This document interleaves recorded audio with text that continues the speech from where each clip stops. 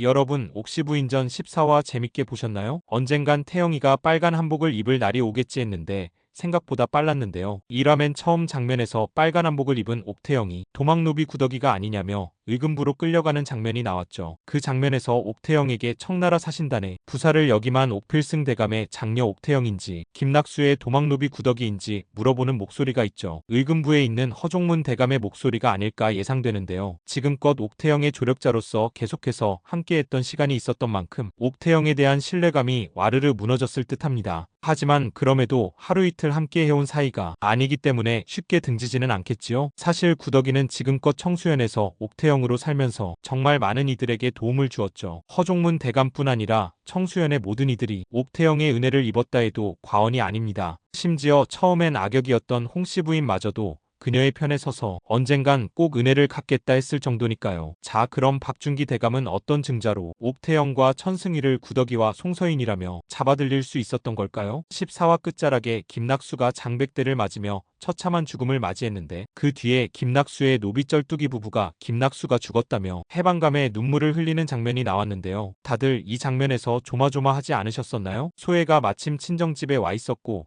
그 얘기를 듣고서 이들을 증인으로 내세우고 증언을 하지 않으면 죽이겠다고 협박을 했다면, 혹은 옥태영이 구더기임을 증명하면 노비 문서를 태우고 자유의 몸이 되게 해준다면 쩔뚜기 부부도 어쩔 수가 없겠죠. 기구한 운명이네요.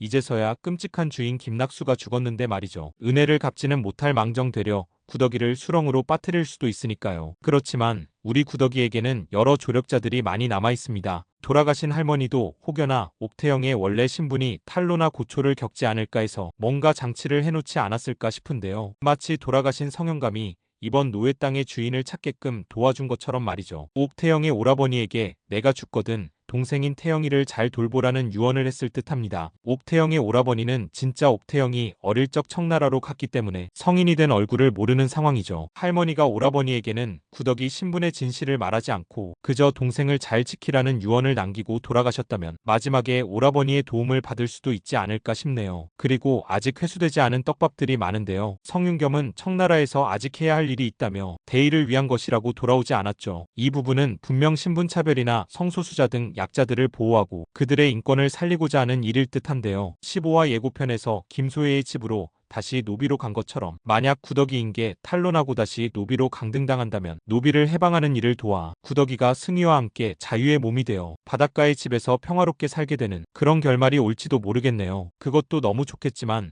저는 옥태영으로 계속 살면서 외지부의 일도 하고 천승희와 아이와 함께 오래오래 살았으면 좋겠는데요. 청수연의 김씨, 홍씨 부인과 좌수 등등 노비지들도 지금까지의 옥태영의 공을 얘기하며 항변해주지 않을까 싶어요. 14화에서 옥태영이 끝동이 보고 내가 외지부 일을 해줬으면 한다고 했죠. 똑부러진 우리 끝동이가 옥태영의 외지부로 나서서 그녀를 대변할 수 있을 듯합니다. 노비즈들만큼 옥태영을 가까이에서 돌본 인물들이 없으니까요. 또 한 명의 조력자가 있죠. 은혜 입은 이충일 대감.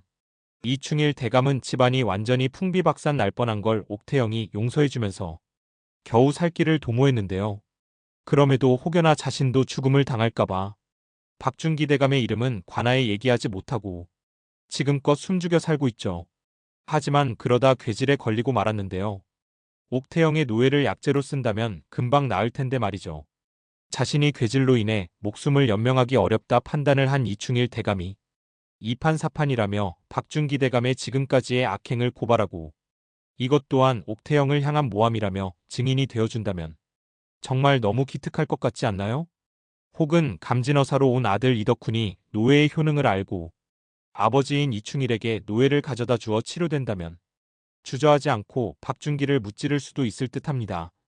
노예에 대한 소유권도 다시 찾아왔고 천승희와 첫날 밤을 보내 아이까지 생긴 이런 행복한 상황의 구속 엔딩이라니 작가님이 심장 쫄깃하게 하는 재주가 있으시네요.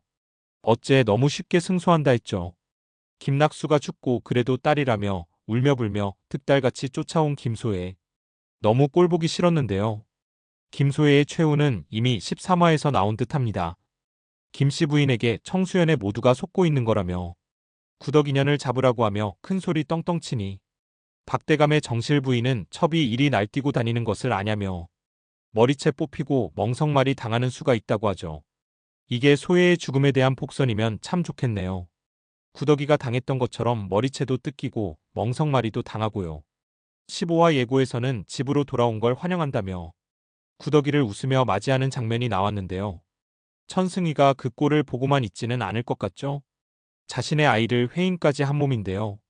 송서인이 사실은 죽지 않고 살아있었고 기억소실로 자신이 송서인인 줄 몰랐다며 원래의 신분으로 돌아가고 성윤겸이 청나라에서 돌아와 다시 서로 위치를 바꾼다면 송서인의 신분에는 아무런 문제가 없을 것이라서 돌아온 찐 성윤겸이 지금껏 외면했던 옥태영을 도와주며 잘 마무리될 듯도 합니다.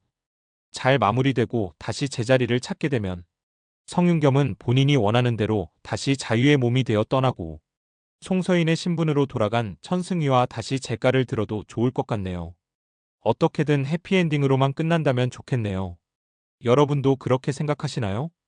과연 어떻게 구더기가 풀려날 수 있을지 댓글로 여러분의 생각을 적어주세요. 오늘도 끝까지 영상 시청해주신 분들 구독과 좋아요 부탁드려요. 감사합니다.